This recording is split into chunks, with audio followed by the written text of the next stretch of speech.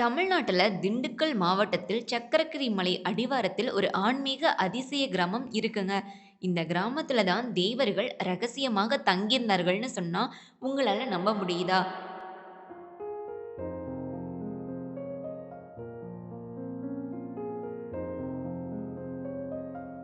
இந்த ஊரோட பெயர் ராமகிரி. ராமகிரிய பற்றி இன்னும் சுவாரஸ்யமான தகவல்களை தெரிஞ்சுக்க வீடியோவை முழுசா பாருங்க. பொதுவாக ராஜாக்கள் கோவில் கட்டுவதற்காக தங்களுடைய நிலத்தை தான் தானம் கொடுப்பார்கள். ஆனா வரலாற்றுல ஒரே ஒரு ராஜா மட்டும்தான் ஒரு கோவிலை கட்டுவதற்காக தன் வாழ்ந்த அரண்மனையவே இடித்து கோவிலா கட்டி கொடுத்திருக்காரு.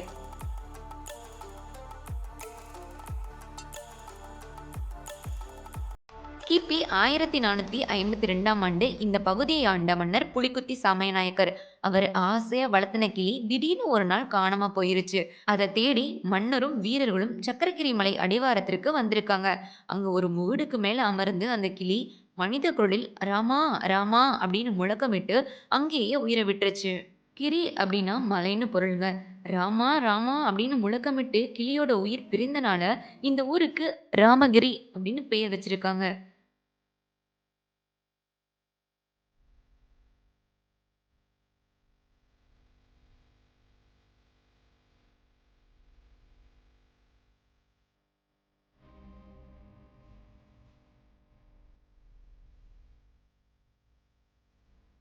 அந்த கிளி இறந்த இடத்துல சுயம்புவாக நரசிம்மர் சிலையும் கல்வெட்டும் இருந்ததாக காலம் கூறுகிறது.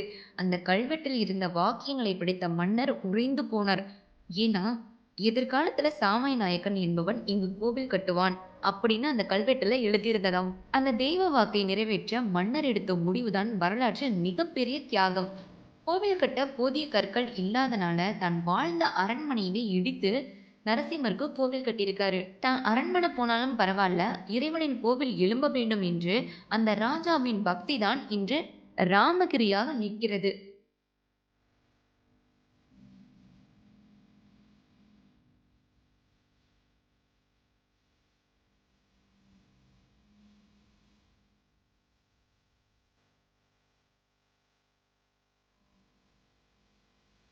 இங்கு ஒரு ஆன்மீக ரகசியமும் இருக்குங்க.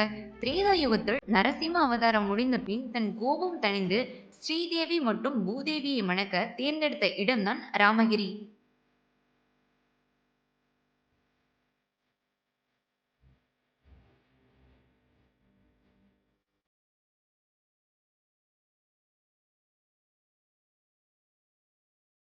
இந்த ஊர்ல பங்குனி மாதத்துல 10 நாட்கள் நடைபெறும் தேர் திருவிழா மிகவும் பிரபலம். சித்ரா பௌர்ணமி அன்று சாமி புறப்பாடு, நவராத்திரியில குதிரை வாகனத்தில் மகிஷாசுர சம்ஹாரம் என வருடம் முழுவதும் இங்கு விழா கோலம் தான்.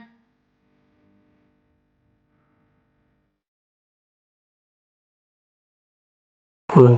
திருவிழா வந்து தைப்பூசத்தன்னைக்கு வந்து போர்த்தகால் போட்டு அதிலிருந்து பார்த்தீங்கன்னா பங்குனி உத்திரம் ஒரு வாரம் 10 நாளைக்கு முன்னாடி இருந்து 10 திருவிழா இருக்குங்க. பங்குனி உத்திரம் அன்னைக்கு தேரோட்டம். அப்புறம் அன்னைக்கு பார்த்தீங்கன்னா எல்லாம் இங்கே இருக்கிற இதான் ஒரு ராமகிரி தான் தலைமை கிராமம்னு சொல்லுவாங்க. இந்த சுற்று வட்டார கிராமம் பூரா எல்லாம் வருவாங்க.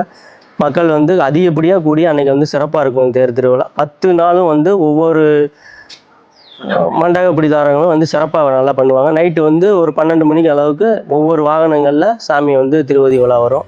இந்த கிராமத்தை சேர்ந்த மக்கள் எல்லாம் விவசாயத்தை நம்பி வாழ்ந்தவர்கள். மழை பெஞ்சு இந்த தெப்பமெல்லாம் ஃபுல்லாக நிறைஞ்சிருக்கும்.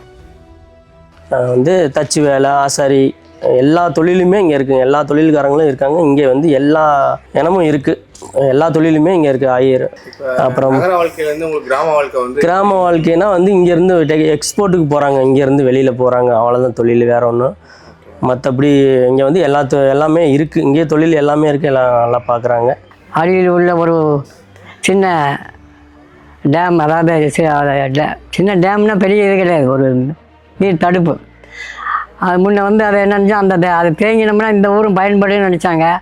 ஆனால் அந்த தண்ணி இந்த பக்கத்துக்கு வரதில்ல. மழை பெஞ்சால் தான் அங்கே தண்ணி தேங்கும். இதை யாரும் வெளியிலேருந்து அரசியல்வாதி யாரும் பார்த்தீங்கன்னா இதை கொஞ்சம் டேமில் வந்து தண்ணி நிற்கிறதுக்கு தகுந்த மாதிரி அதை என்ன பிரச்சனைங்கிறத வந்து பார்த்து சரி பண்ணி கொடுத்தீங்கன்னா மக்களுக்கு வந்து விவசாயத்துக்கு இன்னும் கொஞ்சம் சரியாக இருக்கும். முதல்ல இருக்கிற மாதிரி நிலத்தடி நீர் இங்கே ரொம்ப பாதிச்சிருச்சு. தண்ணி அதிகமாக இல்லை. அந்த காவேரி தண்ணி தான் நம்ம மக்களுக்கு இப்போதைக்கு பயன்படுத்திகிட்டு இருக்காங்க. மற்றபடி உப்பாயிடுச்சு, சால்ட் ஆயிடுச்சு. அந்த தண்ணிக்கு சில இது இப்போ அந்த மண் குவாரி அமைச்சு இந்த மாதிரிலாம் கொஞ்சம் இது பண்ணுறாங்க. அது நமக்கு தேவையில்ல. ஆனால் வந்து அரசியல்வாதியும் அது பார்த்தீங்கன்னா எங்களுக்கு தண்ணி மட்டும் டேமுக்கு வர அளவுக்கு ஏதாவது ரெடி பண்ணி கொடுத்தீங்கன்னா பரவாயில்ல, நல்லாயிருக்கும்.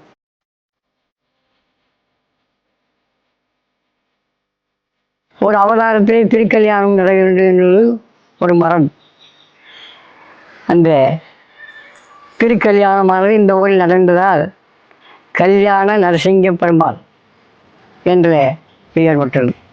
திருமண தடை உள்ளவர்கள் ஒருமுறை ராமகிரி வந்து இந்த கல்யாண நரசிம்மரை தரிசித்தால் போதும், அனைத்து தடைகளும் விலகும் என்பது நம்பிக்கை.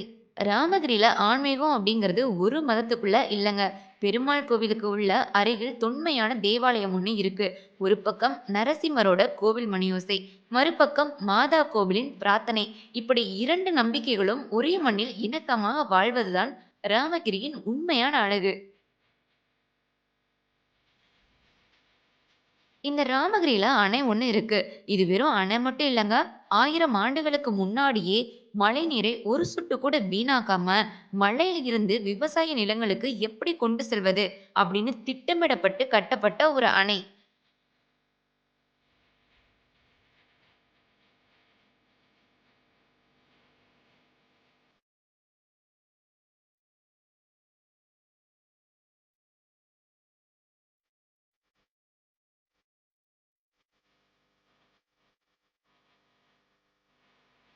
ஆனா, இவ்வளவு பெருமைகள் கொண்ட இந்த மண்ணுல ஒரு சோகமும் புதைஞ்சிருக்குங்க.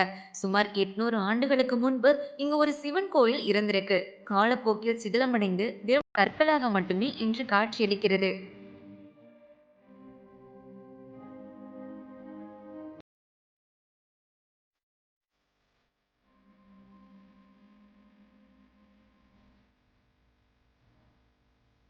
இந்த ஊர் மக்கள் விவசாயத்தை பிரதான தொழிலா கொண்டிருக்காங்க. இன்று 2025ஆம் ஆண்டு இந்த ஊரின் மக்கள் பல்வேறு துறைகளில் பணிபுரிகிறார்கள். ராமகிரி இது வெறும் ஊர் மட்டும் இல்லைங்க. இயற்கையின் எழில் கொஞ்சும் ஒரு யுகத்தின் நினைவகம். நீங்கள் ஒருமுறை இங்கு வாருங்கள், ஒரு விவரிக்க முடியாத அதிர்வலையை கண்டிப்பாக உணர்வீர்கள். மன அமைதி தேடும் அனைவரும் வரவேண்டிய இடம். ராமகிரி சொல்லும் பாடம் ஒன்றுதான்: தியாகம் செய்தால் மட்டுமே வரலாறு படைக்க முடியும். இந்த வரலாற்றை உங்கள் நண்பர்களுக்கும் பகிருங்கள். இதேபோல் உங்கள் ஊரை பற்றி நாங்கள் பேச வேண்டுமென கமெண்டில் பதிவிடுங்கள்.